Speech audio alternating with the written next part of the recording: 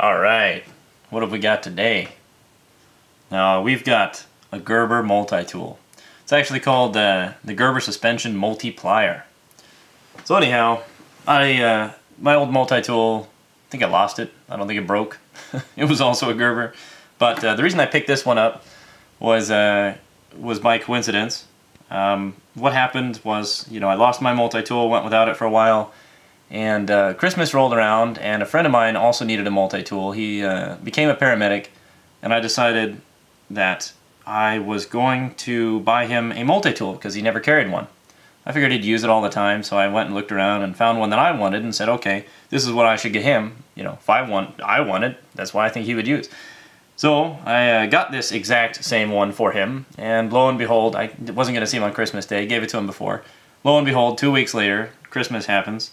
Or a week later, whatever it was, and I get the exact same one. So, pretty cool, because I got what I wanted in the end. I don't know if you believe in karma, I don't know what you believe, but it's neat nonetheless. So, this is the Gerber Suspension Mutli Plier. Now, I really like this multi-tool. It's fairly easy to use. It was a little more stiff when I first got it out of the package.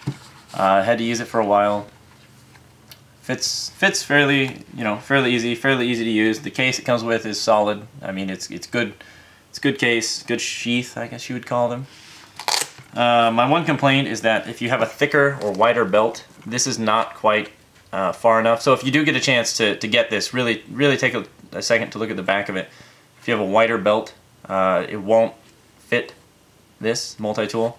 So that's something that you have to take into consideration. The only belt I have that's too wide for this is when I go backpacking, I carry I have a leg holster that attaches to a special belt. It's like a super thin. I mean, it's like that thick and like 2.5, 3 inches wide.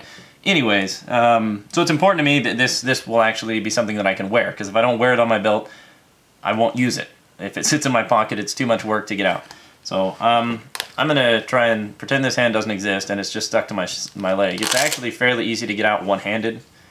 The problem I do have with it is you can't quickly spread it. I know there are other ones. I know you can flip them.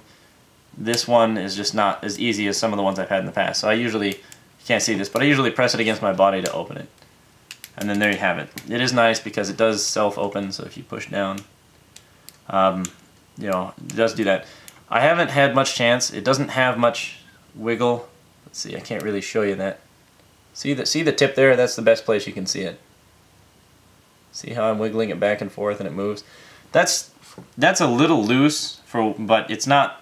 I don't think it's so much that it's going to impair it. We'll see what happens over time. I've been using this for a couple of weeks. Like I say, it's already February something, halfway through February. So, I'll give you more info if anything happens. And I don't really abuse my tools. I try and take care of them. But they are tools and they are meant to be used in place of fingers, so you don't break your fingers. So I've talked a whole bunch about it. I'm going to show you some of the things I like about it and some of the things I'm not as sure about. The number one thing I don't like about it is that it's two-hand operation. And that means I will use it less because it takes 2 hands to get out. There are ones out there that you can flip open with 1 hand. So, starting from this side going in, I do like their locking system. I've never had a Gerber fail on me. The lock seems to be fairly substantial, and it seems to really hold up very well. So, first you have a straight edge blade. It's very sharp. When I got it, it was very, very sharp. Seems like it'd be fairly easy to sharpen as well, should it ever go a little more dull. Then you have this thing. I'm going to say that's like a flathead screwdriver. So it's fairly small, it's wide. I've only used it once, I think. But yeah, it's good to have. Now this next tool is one that I didn't have on my last multi-tool, and I really thoroughly enjoy it. It's actually a Phillips screwdriver. It's fairly, let's see here if we can, it's fairly small, but it actually works very well. I've used it in multiple places. So I like that feature. And then let's see here, we also have a saw. Now I never really use the saws on multi-tools.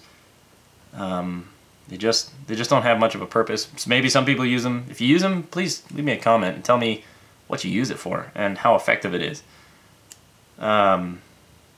So yeah, it's a good saw. It's got 2 teeth. They're staggered teeth to the left and right of the blade. Left, right of the blade, they're staggered, which is a little different. Some blades I have had before just have 1 single line, and that doesn't seem to cut as effectively. So maybe this one's a little more effective. The lock system is disengaged by pulling down on either side here. Let's see if you can see it. You see this here? This little bump and this little bump. You grab them and you pull down, downward being that way in this case. And so that's the right side, or the correct side is what I should say, because then you'll never know which side. That's fun. Then you have your serrated blade. I use this one more often than the straight blade.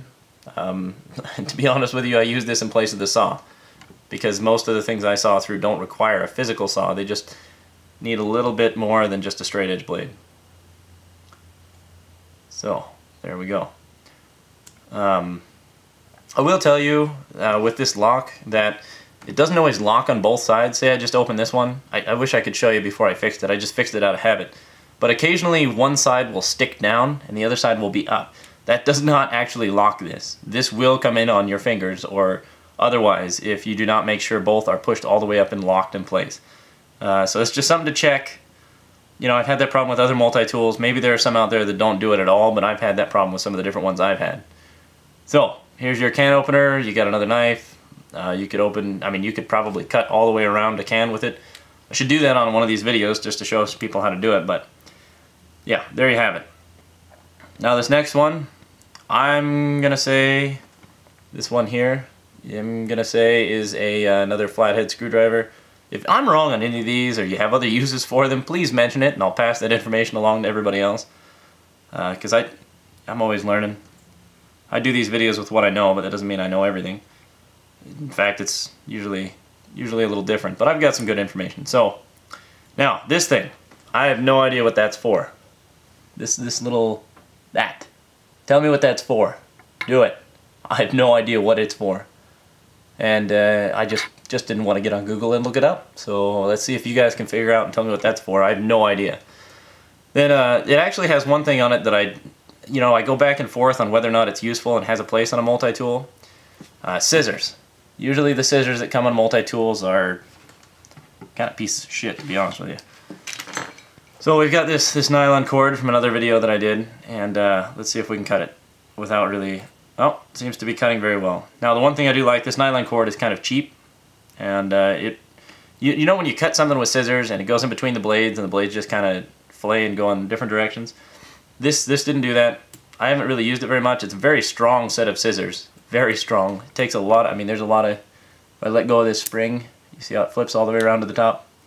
Very strong. So it's good. I like them. I think I'll use them on this multi-tool. They seem to be a lot more sturdy than other multi-tools I've tried.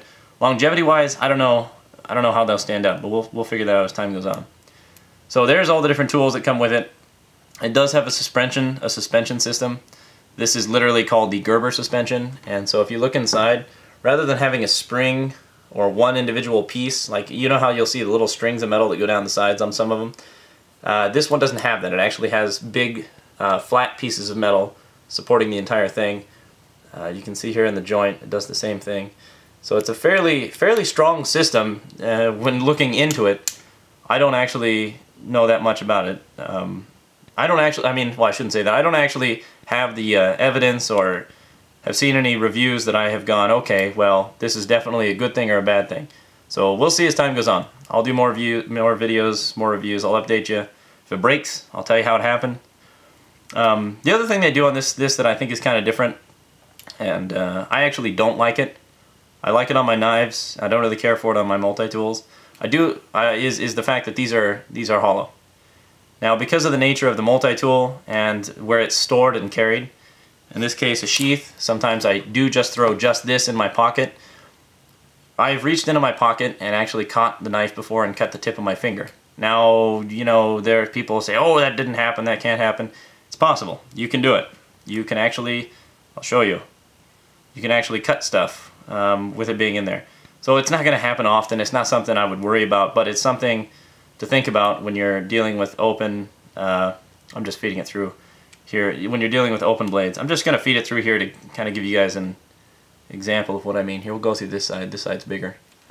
But, you know, I wouldn't shy away from it. It's a good multi-tool, and you pay $28.95 from the Gerber site. You can get this one at Walmart. You can mass buy these at Walmart. So maybe I'm totally wrong here. It's easier to do if you just stick your finger in there. Trust me. I've done it, and I've only had it for 2 months. So, but you get my point. So, not that this is going to happen to your finger, but you can actually push against the blade and cut yourself. And now that I try and demonstrate it, it's not going to work. Oh, there we go. Cut. So you can actually stick your fingers in there. Especially, I would not give this to a kid because it has open things, and kids have smaller fingers, generally speaking.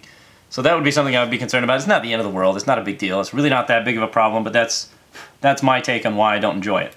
I do like having this portion of it open because if you are fishing, it is a lot easier to rinse out the sand when you have a lot of drainage holes.